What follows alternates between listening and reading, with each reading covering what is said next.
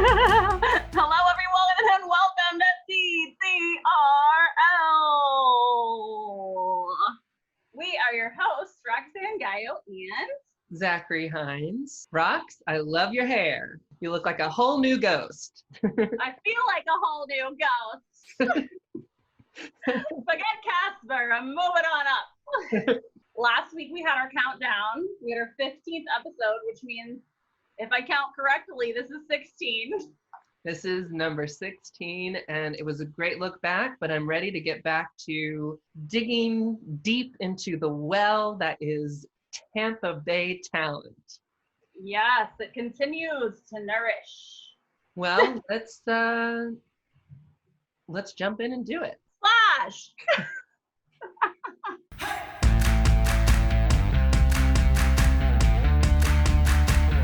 We are joined today by local singer-songwriter Ari Chi. How are you? I'm good. How are you? I'm good. Thank you so much for being with us. I've been following you for a long time. I've been performing since I was like 10, 11, and I've been playing the ukulele since 2010, and I'm self-taught, and yeah, been doing it a lot of my life. It's crazy. Is that something that kind of runs in the family? My aunt actually does music for a living. Her name's Kimberly Holloway. And my mom, she's really good at singing. She does karaoke all the time. And a karaoke queen. Yeah, me too. She's great. I never really wrote a good song until I picked up the ukulele. I feel like the ukulele inspired me to really start creating like a sound of my own. And I can't recall like all the stuff that I wrote before ukulele playing was pretty much trash. And so I feel like in 2010 when I was able to like create music of my own and you know not have to write to like YouTube beats or you know just to being in control of like the song that I'm creating, I think that really helped.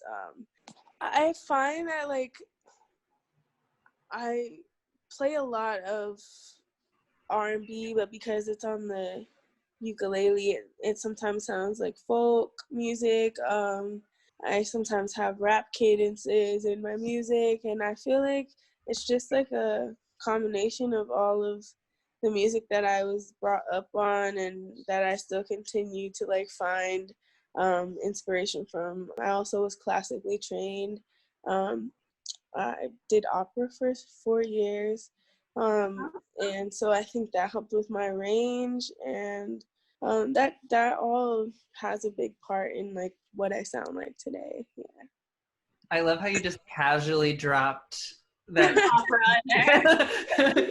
and an opera. And I've been writing a lot, trying to decide if I want to sell songs to other artists or release music, but I definitely am working on an EP that it's 4 songs and it's not like new content.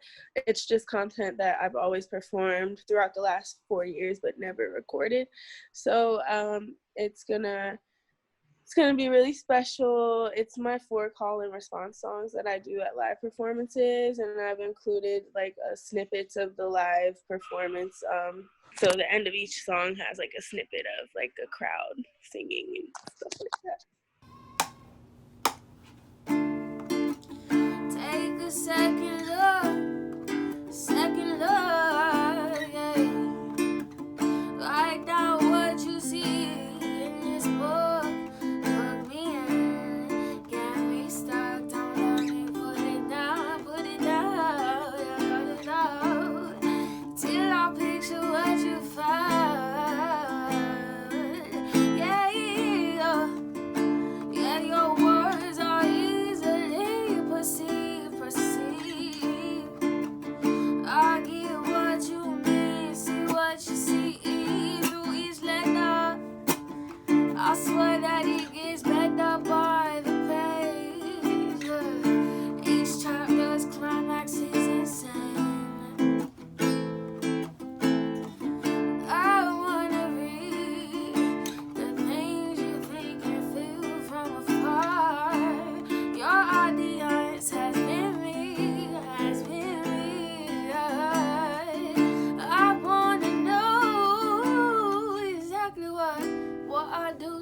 soul. Your audience has been me. Does it really matter? The order, back to front, vice versa, man. I mean, it's all the same.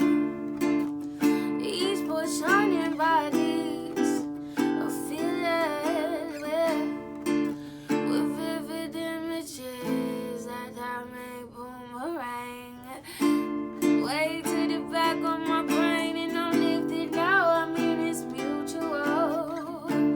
All of those sketches and words that you drew and wrote explain it all. I'm flipping these pages like this is your brain's layout. I mean, it's almost full. You're watching me read you, I see you. You see me look twice at the page I pull. I wanna read the things you think and make it feel from afar. Your audience has been me, has been me.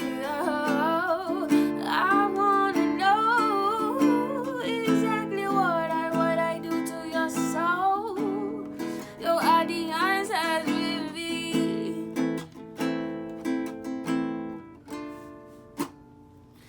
has been me. Has been me, has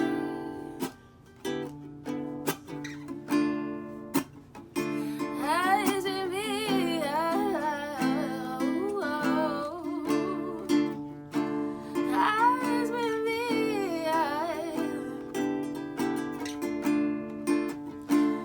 has been me. I wanna read the things you think and they can feel from afar.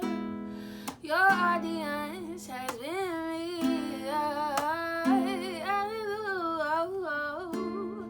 I wanna know exactly what I do to your soul. Your audience has been me, been me, been me.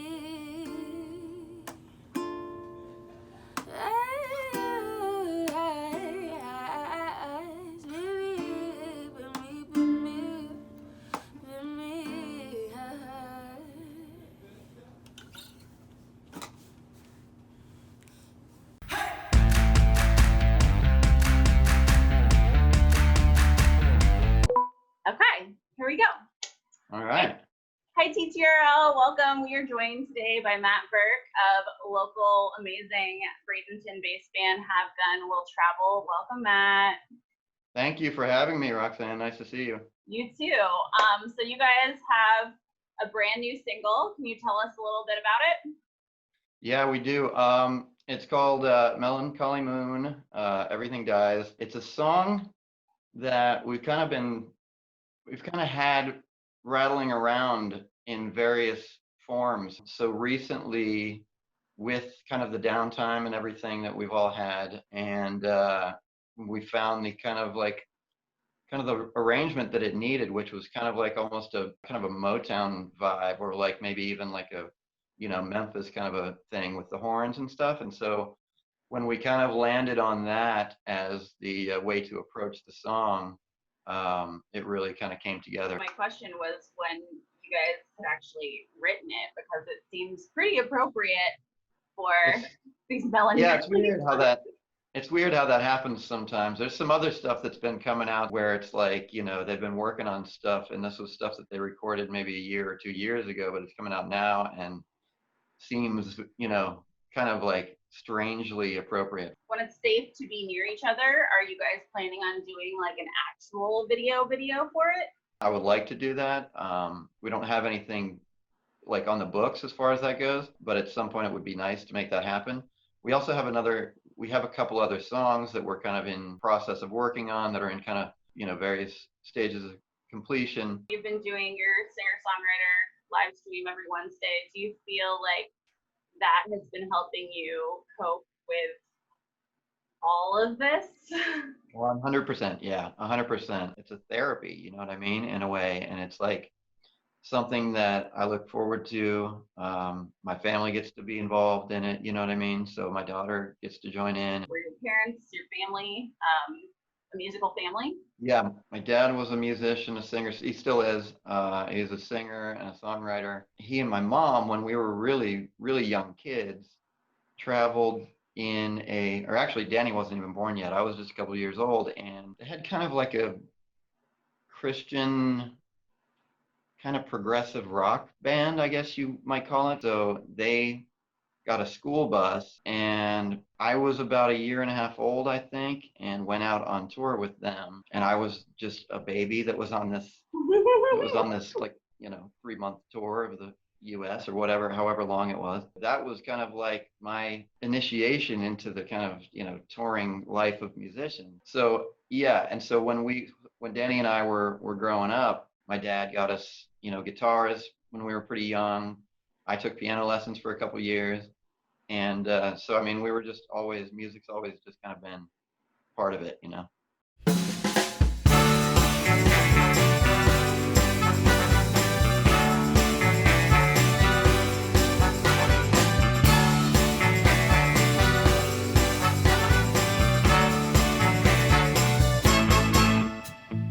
Time to turn it over, time to put it in gear. Feels like I'm losing momentum. A dozen tiny Yankees that are keeping me here.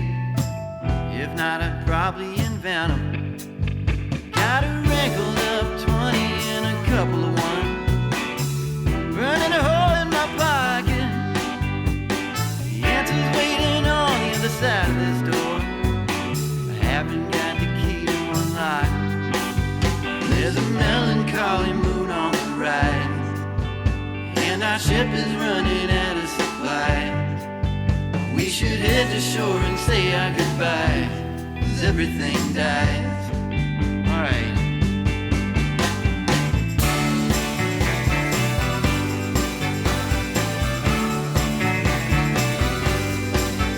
Now the moon is casting shadows in the valley tonight, down in the Garden of Eden. It's hard to tell the difference between wrong and right. You think there's nothing left to believe in. Yeah, the preacher's on the radio, he's coming undone. He's talking about eternal damnation. And the devil's selling dictionaries door to door. Looks like he could use a vacation. There's a melancholy moon on the rise, and the mini bars low on supply. We should wrap it up and say our goodbye, 'cause everything dies. Alright.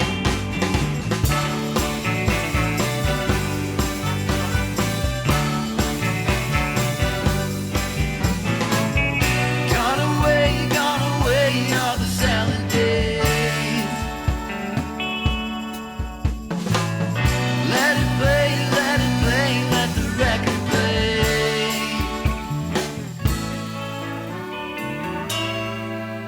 Now the moon is casting shadows in the valley tonight, down in the Garden of Eden. It's hard to tell the difference between wrong and right. Think there's nothing left to believe in. There's a melancholy moon on the rise, and the bar is running out of supplies. We should pay our tab and say our goodbyes, 'cause everything dies. Yeah, now everything